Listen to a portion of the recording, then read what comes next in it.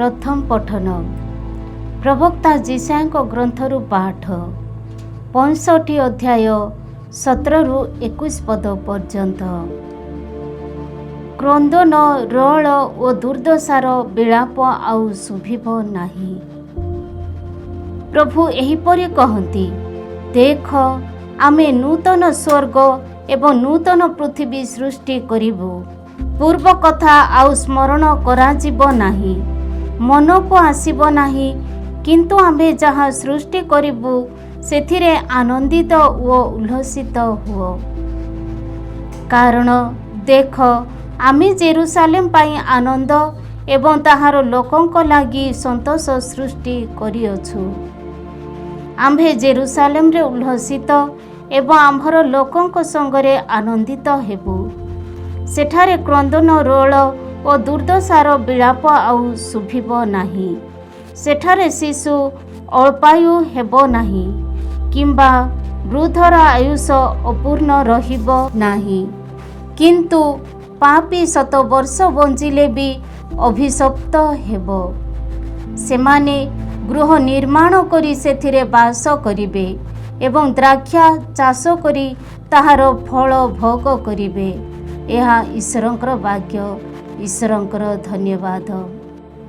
साधु जहनक लिखित सुसमाचार पाठ अध्याय 4 पद संख्या 43 रु 54। 2 दिन परे जीसु सही स्थान गालिली अभिमुखे यात्रा कले। जेतेबेले से गालिली रे पहुँचिले, गालिलीय माने तांको स्वागत कले, जेहेतु सेमाने जेरुसालेम रे पर्व समय रे तांको कृत समस्त कर्म देखिबा को पाइथिले। कारण सेमाने मध्य निजे पर्व रे जोग देबा को जाइथिले। से पुनर्बार गालिलीर काना ग्राम को आसिले, जेउठी से जल को द्राक्षारस रे परिणत करिथिले। काफरनाउम रे जणे राजकर्मचारी थिले, जहार पुत्र पीड़ित थिला। से जेतेबेले सुनिले जे जीसु जुदेयारो गालिली को प्रत्यावर्तन करुछंती, से आसी जीसु को तांको पुत्र को सुस्थ करिबा पई अनुरोध कले। कारण से आसन्न मृत्यु अवस्था रे थिला। जीसु तांको कहिले, निदर्शन व अद्भुत कर्म न देखिबा पर्यंत तुम्भे माने विश्वास करिबो नाही कि?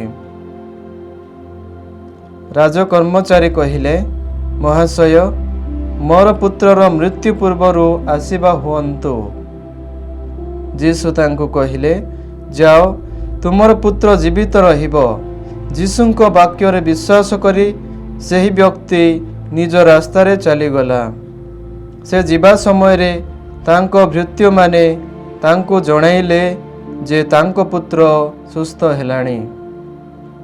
से सेमानंको पचारिले, केतेबेले तांको पुत्र सुस्थ हेबाको लागिला? सेमाने उत्तर देले, गतकाली अपराह्न 1 घंटारे तार ज्वर छाड़िला। तार पिता स्मरण कले, ठीक सही समय रे ही जीसु कहिथिले, तुमर पुत्र जीवित रहिबो। तत्पर से निजे व परिवार समस्ते जीसुंको ठारे विश्वास स्थापन कले। जुदेयारु गालिली को प्रत्यावर्तन कला परे यह थिला जीसुंकर द्वितीय निदर्शन। प्रभुंकर पुण्य सुसमाचार। हे प्रभु जीशु ख्रीष्ट, तुम्हार प्रशंसा है।